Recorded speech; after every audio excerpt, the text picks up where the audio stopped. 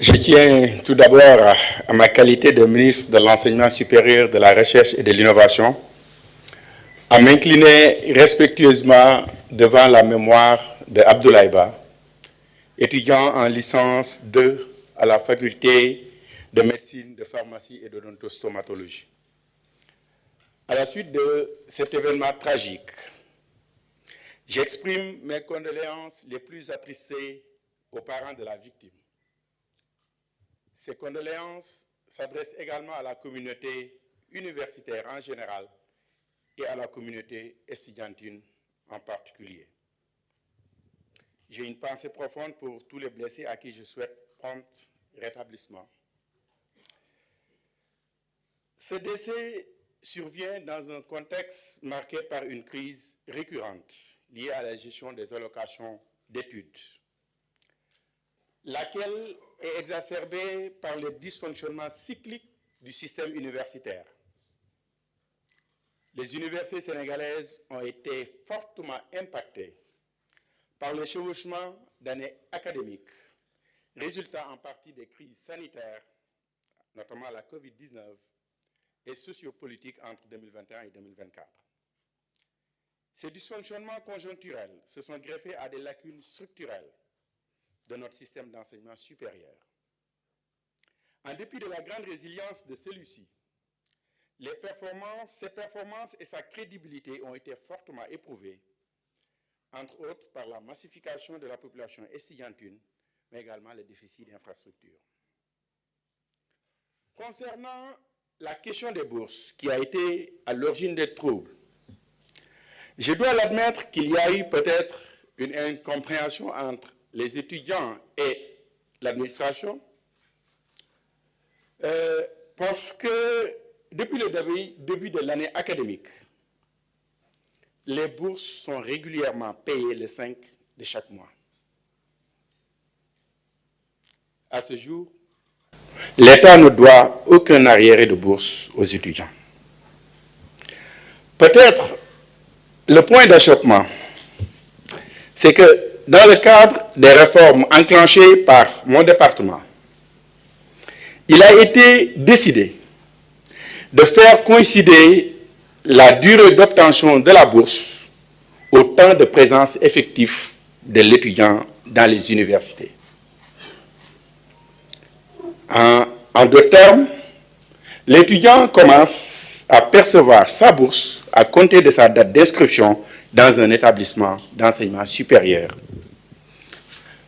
Mais en tout état de cause, il ne sera pas lésé parce qu'il aura ses 12 mois de bourse par an. Et cela permettra d'arrimer le calendrier académique au calendrier des bourses.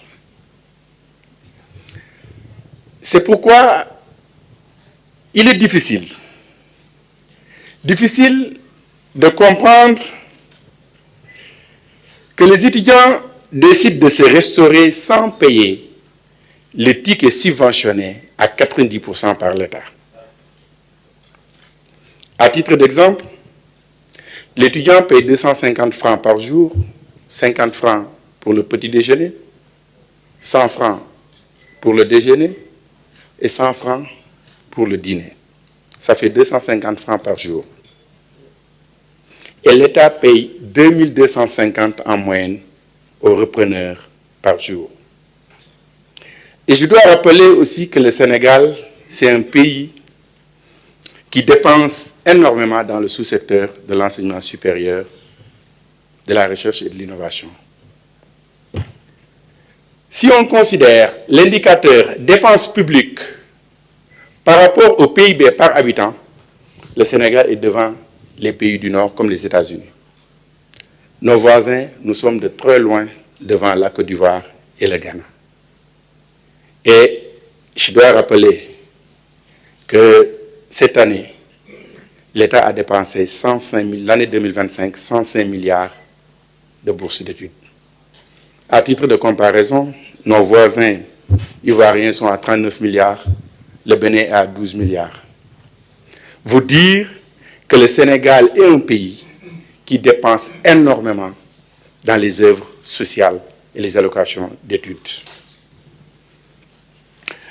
Un autre fait aussi qu'il faut révéler, c'est que le profil des leaders du mouvement étudiant, il faut oser l'avouer, c'est un problème dans nos universités.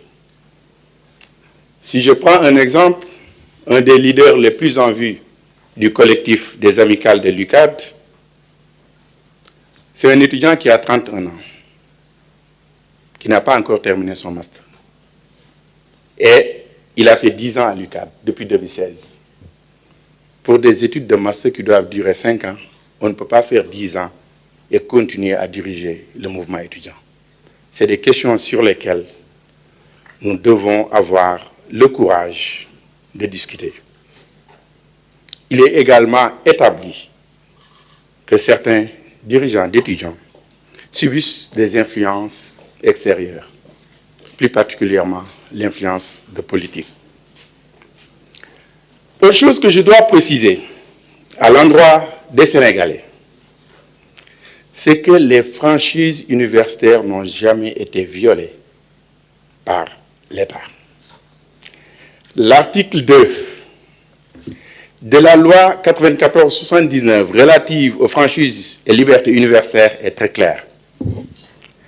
L'article 1er dit que les universités du Sénégal bénéficient du régime des franchises et libertés universitaires qui garantissent aux enseignants et étudiants, dans le respect des lois et règlements, les principes d'objectivité, de tolérance, l'exercice des libertés indispensables au développement de l'enseignement supérieur. Et l'article 2 dit, en application du régime des franchises et libertés, l'espace universitaire est placé sous le statut d'autonomie de police administrative. Mais, je le précise, le décret a défini qu'est-ce qu'un espace universitaire. L'espace universitaire comprend les facultés, les unités d'enseignement et de recherche, les instituts et établissements d'enseignement supérieur. Cela veut dire que le campus social n'est pas pris en compte dans les franchises universitaires. Et beaucoup de nos compatriotes font cette erreur. Le campus social, c'est comme un quartier de Dakar.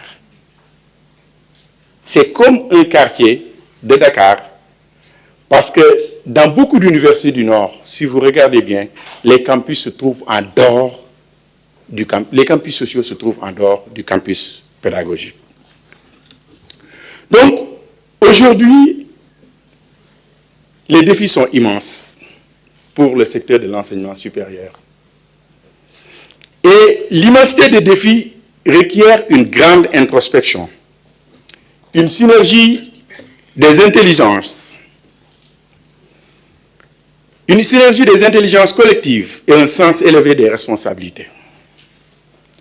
Un tel challenge impose une culture de l'apaisement de la part de tous les acteurs